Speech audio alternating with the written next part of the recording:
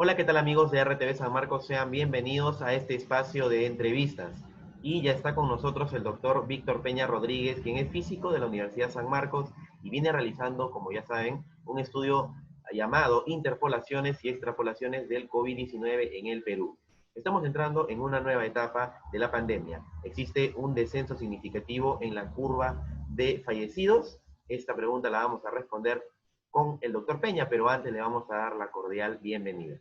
Bueno, encantado de poder estar aquí con ustedes para compartir, ¿no? A ver cómo está la situación de la pandemia en el país. Así es, eso es lo que justamente queríamos conocer. Así que después de un poco más de 6 meses de pandemia, doctor, ¿en qué etapa nos encontramos? Bueno,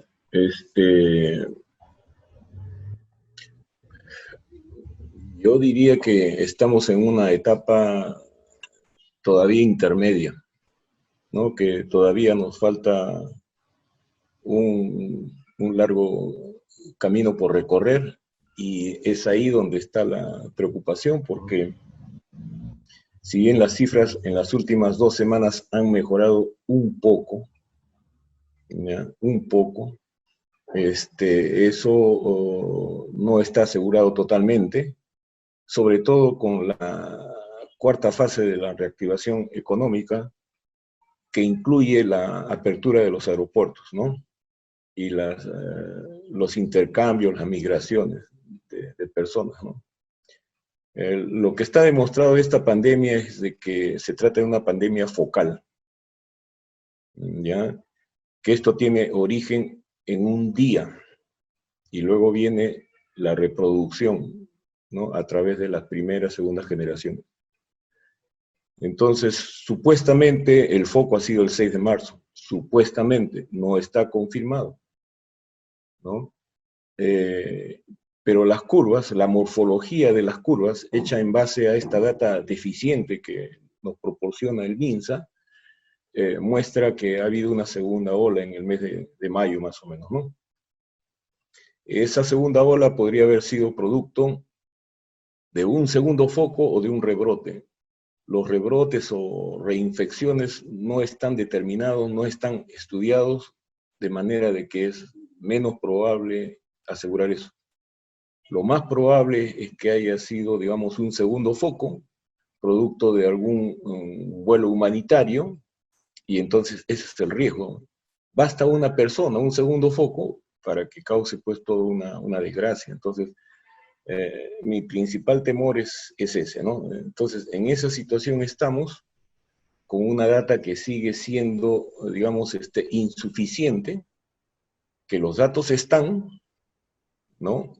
Digamos, en los análisis, en los registros iniciales que se hacen a las personas, pero a su vez no han sido, digamos, registrados en la base mayor adecuadamente o no están disponibles para el público. Claro. Entonces, la poca ciencia que existe la estarán haciendo algunas cuantas personas, pero la ciencia no se hace pues con una persona ni con dos, necesita ser abierta. Ese es el temor. Bien, doctor, lo cierto pues también es que, como lo mencionábamos al inicio, está habiendo un descenso en el número de fallecidos, eso no podemos negarlo. Entonces, desde su estudio, ¿cómo podríamos interpretar ello más allá, no? Me refiero a que, ¿cuáles son esos factores que ustedes han identificado que ha hecho que la curva descienda, ¿no? Claro, vuelvo a insistir que la principal fuente es la data oficial, ¿no? Que es la que todo el mundo tiene acceso, ¿no? O sea, no debería haber privilegios, pero en base a esa data, efectivamente ya está confirmado de que hay un descenso de las defunciones SINADEF, ¿no? Los registros del SINADEF han sido los registros más serios, ¿no? Pero demoraban un tiempo para estabilizarse.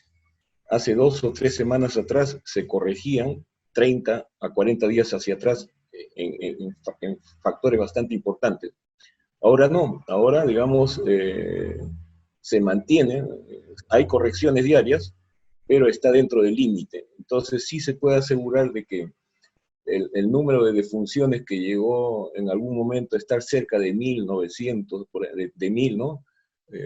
O menos, ahora ha descendido a alrededor de 500, ¿no? Cuando lo normal ha sido 300.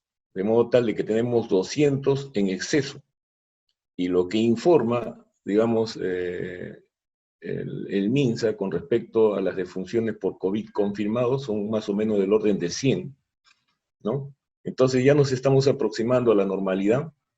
La diferencia de 100 corresponde a los casos, digamos, no COVID, producto del colapso del sistema de salud, ¿no? Otras enfermedades que no pueden ser atendidas pues, en los centros hospitalarios, y que todo eso forma parte del problema. El problema no solamente son los COVID-19, sino también las otras enfermedades que se han incrementado pues, por la falta de atención. Esa segunda parte creo que no se le ha estado prestando mucha atención, pero en fin, eso es lo que nos dice pues, la cifra en cuanto a las defunciones. Y en cuanto a las de oficiales del MINSA, sí, se nota que, de acuerdo a lo ofrecido por la doctora Massetti, ha habido un sinceramiento, ¿no? Y hay un mejor cuidado, ¿no? Entonces hay una mejor estabilidad, por lo menos en los últimos 30 días, ¿no? Entonces, creo que las datas de las defunciones son más confiables que la de los casos positivos. Ahí sí, realmente es terrible. Estamos cruzando esta pandemia prácticamente a ciegas. Correcto, doctor. Bien, usted ha mencionado algo importante, que es que ya nos estamos aproximando a la normalidad, pero tampoco hay que caer en triunfalismo, ¿no? Eso es algo que hay que tener en cuenta todos acá en el Perú, ¿no? Ahora, pero de aquí Sí. en adelante, doctor, habría que contemplar también la idea de que con la vacuna pueda que ya se termine de mermar el virus. ¿Ustedes han revisado esa alternativa? Sí, claro, pero eso lo vemos un poco remoto, ¿no? Tal vez para el verano del próximo año, optimistamente, ¿no? Mientras tanto, faltan pues 4 o 5 meses. La expectativa de defunciones para el próximo mes debe estar entre 3.000 a 6.000 personas, más próximo de 3.000, y así sucesivamente, para noviembre, para diciembre. Entonces, para fin de año debemos tener por lo menos 15.000 personas fallecidas, ¿no? Y eso no puede, pues, pasar, pues, desapercibido, ¿no? Entonces, esa es la preocupación. Pero sí, por eso les decía que al comienzo de que si usted me pregunta dónde estamos, bueno, más o menos a la mitad, un poquito más, tal vez, acercándonos. Hay muchas expectativas, pero la lectura también debe ser de que el número de fallecidos debió haber sido mucho menor si nosotros tuviéramos un mejor acompañamiento desde un inicio. Recuerde que estos análisis que nosotros presentamos son análisis que le llaman en tiempo real, ¿no? Nosotros comenzamos con 30 puntitos, 30 días, se fue incrementando hasta llegar ahora a 212, ¿no? Entonces, eso es en tiempo real, pero en base a esa data que está incompleta, ¿no? Y ya lo he explicado en anteriores presentaciones que hay otra data, ¿no? Basada por fecha de registro de inicio de síntomas, que está más cerca, ¿no?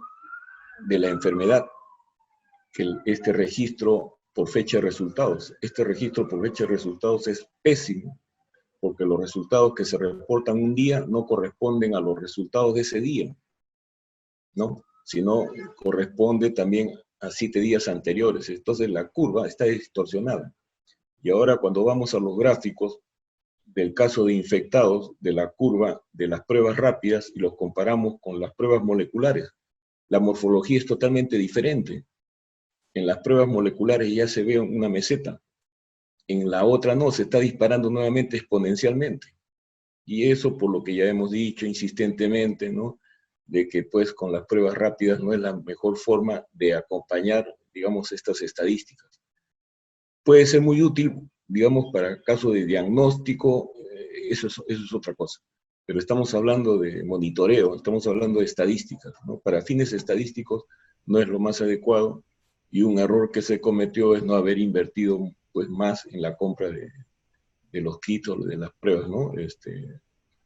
O haber hecho más ensayos, ¿no? De pruebas moleculares, ¿no? Pero en fin, estamos así. Perfecto, doctor. Bien, yo le iba a pedir justamente que nos haga, como siempre, la lectura de las gráficas matemáticas que usted viene realizando con su estudio de investigación. ¿Ya? A ver, creo que nos encontramos con unas cuantas gráficas, como siempre, ¿no? Sí, claro. La primera gráfica presentamos justamente el número de funciones registrados por el SINADEF y del COVID. Es el número acumulado, ¿no? En esa gráfica hay una línea base punteada de color rojo que correspondería al número normal que se ha venido dando en los 3 años anteriores, ¿no? Esa es la expectativa, digamos, de defunciones, ¿no? Entonces se puede ver, pues, de que en estos 6 meses, ¿no?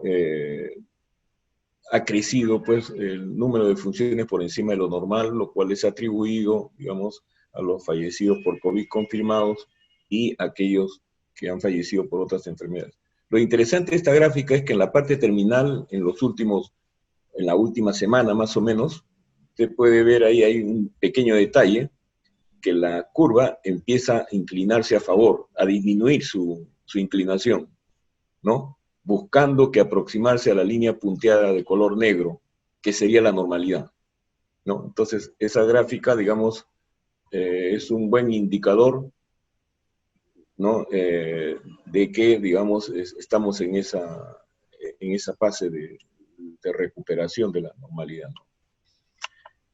Después, la siguiente gráfica muestra el número de defunciones por día.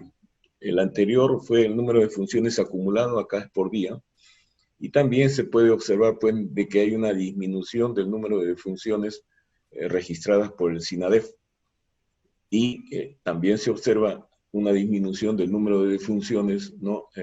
Registrados, pues, por la base de datos abiertos del MINSA. Entonces, todo eso son buenos indicadores. Y la alerta es esa, justamente, ¿no? A cuidar de esto, y por eso es que mi temor es por, digamos, las medidas que vienen, pues, con la cuarta etapa de la reactivación económica, que dicho sea de paso, todos entendemos, ¿no? De que es importante la reactivación económica, pero habría que estudiar, digamos, cuidadosamente los pasos a dar, porque definitivamente las características del mercado ha cambiado, ¿no? Entonces, la actividad económica tendría que sufrir una reingeniería, reinventarse, ¿no? Entonces, eh, ese es el tema con la reactivación. La siguiente gráfica muestra ya el número de infectados, ¿no?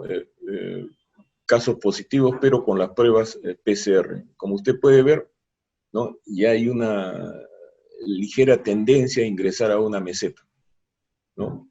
Pero aún así estos datos son deficientes porque no corresponden a los muestreos adecuados, ¿no? Estos datos, por lo menos en los primeros días, ¿no? Parece que ahora último, digamos, en el último mes, digamos, ya se está mejorando el muestreo, ¿no? Entonces, en estos datos también, pues, hay información de un día que corresponden a días anteriores, ¿no? Pero, digamos, son más certeros en el sentido de que estas pruebas PCR detectan a quienes sí tienen el virus, ¿no? Entonces, podríamos darle crédito por esa característica, este tipo de pruebas. No he presentado aquí la gráfica de casos positivos según las pruebas rápidas, pero es totalmente lo contrario. Si ambas medidas fueran eficientes, deberían correr en paralelo. La morfología no tendría por qué ser diferente. Entonces, realmente a estas alturas, las pruebas rápidas no sirven, pues, peor aún para, digamos, estos análisis, ¿no? Cualitativos. Correcto, doctor. Bueno, Después, sí, esta última también es interesante, que refiere al número de casos positivos por día, ¿no? Aquí comparamos el número total de casos positivos por día, y la curva inferior registra lo que son los casos positivos, pero fuera de Lima y Callao, o sea, en las regiones. Entonces lo que queda vendría a ser lo que corresponde al número de infectados en Lima y el Callao. Entonces, aquí podemos ver lo que comentábamos al comienzo. La segunda ola manifiestamente está en Lima, ¿no? Y no se ha dado con mucha fuerza en las regiones. Entonces, eso también hay que cuidarlo. Con la apertura de los aeropuertos, los vuelos internos, en fin, eso también podría tener su impacto, pero el más peligroso es el de los vuelos internacionales, ¿no? Sí. Bien, doctor, como siempre tan textual para explicarnos acerca de estas gráficas, que son importantes de entender, ¿verdad? Ahora ya para ir englobando la idea, doctor, creo que podríamos hablar de los riesgos que existirían de ser confiados, ¿no? Porque si bien hemos visto una caída enorme, en realidad, o sea, a mi consideración es una caída que todos esperábamos, eh, sin embargo, pues puede haber un riesgo, ¿no? De todas formas, sobre todo con el tema este de que ahora los domingos ya se ha levantado el toque de queda, pues, ¿no? Entonces, ¿qué opina usted al respecto? ¿Esto puede ocasionar que volvamos a aumentar en el número de contagiados o de fallecidos? Claro, estas medidas de contención, de aislamiento, definitivamente, por definición, son efectivas, ¿no? Porque cortan, pues, el paso del virus, ¿no? Pueden ser más o menos efectivas, en fin. Pero creo que lo más importante es el mensaje a la población. Definitivamente hay un componente de la población que no está entendiendo el problema. Cree de que, bueno, todo esto ya está volviendo a la normalidad, y esa percepción es errada y peligrosa. Entonces, estas cuarentenas, digamos así, selectivas de fines de semana, también tienen ese efecto, advertir a la población de que todavía vivimos un problema y que todavía lo vamos a vivir unos 5 meses más. Entonces, si no nos dio nada hasta ahora, en buena hora. Pero la fatalidad se puede presentar en cualquier día por una imprudencia. Y ahí vienen los nuevos hábitos, la nueva cultura de distanciamiento, ¿no? Que es el uso correcto de las mascarillas, y otro aspecto que no se dice mucho, que es la ventilación en las casas. De eso no se habla mucho. Está demostrado de que la ventilación en los departamentos, en los espacios cerrados, disminuye la carga viral. Es elemental hasta cierto punto entender eso. Ahora, ventilación no significa pues abrir las ventanas de par en par, ¿no? De las oficinas, de los departamentos, ¿no? Sino que estudiar bien cuál es el flujo de aire que tiene cada departamento, cada casa, ¿no? Eso se conoce, pues, ¿no es cierto? Uno conoce su casa, sabe por qué ventanas, por qué puertas ingresa el aire. Mantener un flujo, no mantener las ventanas totalmente cerradas, ¿no? La ventilación es importante porque disminuye la carga viral. Y ese es otro tema, el tema de la carga viral que también hemos reclamado, ¿no? No hay un estudio de la carga viral serio, no hay, ¿no? Y eso es lamentable, porque, digamos, la carga viral de ahora o la efectividad de ahora del virus no es la misma que la de mayo, que la de abril. Entonces, eso tiene que estudiarse, ¿no? Y el otro tema, tampoco hay un estudio serio de la cero prevalencia. Y eso es delicado. Se habla de cifras de que el 24% ya estaría infectado. Algunos políticos, alcaldes, ¿no? Asumen de que ya hemos llegado a la inmunidad de rebaño, ¿no? Pero sin base científica. Conozco solamente un estudio que hace un cálculo digamos, de la cero prevalencia, ¿no? Un estudio bastante conocido, ¿no? Donde señala que el 24% ya está infectado. Pero es un estudio de una persona, de un grupo de personas. Como le dije al comienzo, la ciencia no es de uno, de dos, ¿no? La data tiene que ser abierta para que sea confrontada, ¿no? En los niveles que corresponden, pues, a la ciencia. Y principalmente con participación de las universidades, ¿no? Aquí las universidades, y en particular San Marcos, podría hacer mucho, ¿no? Si tuviera, pues, la data disponible. Es algo que venimos reclamando, ¿no? universidad en cierta forma viene reclamando, pero seguimos igual.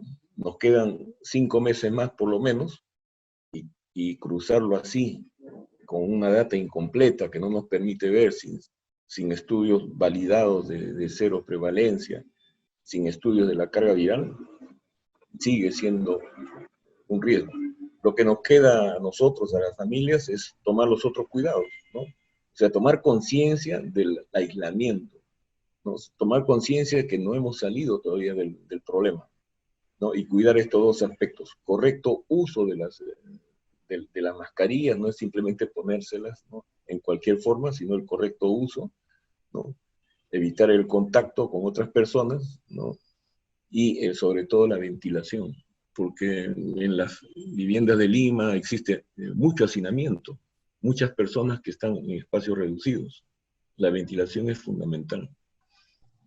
Claro, Sí. doctor, muy bien, pues con respecto a lo que usted menciona, me hace recordar esta estrategia que ha empleado últimamente el gobierno en los comerciales, eh, diciéndole a la gente, ¿no? Que pues puede llevar este virus a casa muy fácilmente, ¿no? Entonces, hay muchos que han criticado esta estrategia diciendo que son muy crudas, muy frías, pero es que es la verdad, ¿no? Hay personas que lamentablemente no tienen escarmiento y el Estado ha visto adecuado esto, ¿no?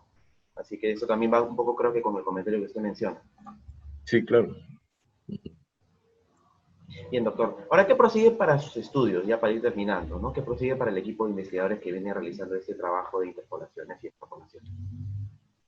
Bueno, estamos intentando, pues, construir una plataforma de monitoreo. Lamentablemente no se ha podido conseguir hasta el momento, porque San Marcos tiene muchos investigadores que están trabajando, ¿no?, con diferentes métodos, diferentes técnicas, ¿no? Pero al final todos van a tener el mismo problema, ¿no? La data, ¿no? Todos van a tener el mismo problema. Pero sí, San Marcos tiene, digamos, colegas que están trabajando en esto, algunos de ustedes han entrevistado, ¿no? Entonces necesitamos integrar eso, ¿no? Y lo otro, bueno, es también, como lo está haciendo la universidad, pues prepararse, pues, para lo que viene, el tema de las vacunas, ¿no? El tema de las vacunas, cuando éstas se den, va a ser otro problema. No es muy simple trasladar las vacunas a la geografía tan dispersa. Quizás los primeros beneficiados van a ser los pobladores de las ciudades, pero hay que pensar también, ¿no? Se tiene que pensar también en las poblaciones, pues, más remotas, ¿no? Entonces, ¿cómo llevar las vacunas? No se llevan en cajas simples. Entonces, la distribución, el acceso a las vacunas va a ser otro problema que es bueno pensarlo, se está pensando, y al cual habría que prepararse, ¿no? Bien, Sí. doctor Peña. Ya su comentario final antes de cerrar la entrevista, a modo de conclusión, ¿no? Sí, bueno, a modo de conclusión, eh, yo, digamos, insistiría, digamos, a las altas autoridades del gobierno que, digamos, para estos aspectos recurran más a la universidad peruana en general, ¿no? Entonces, eso principalmente, la única forma de hacer ciencia es ahí, en ese nivel. Muchas gracias, amigos, por habernos seguido en esta entrevista y también al doctor Víctor Peña por habernos explicado todo con respecto al estudio que viene realizando. Estamos entrando en una nueva etapa y definitivamente hay que apoyarnos de los especialistas para poder entender esta data importante del COVID en el Perú. Así es, amigos, nos vemos ya pues en otra entrevista. Dios mediante, la educación no debe parar. Yo me cuido si salgo de casa.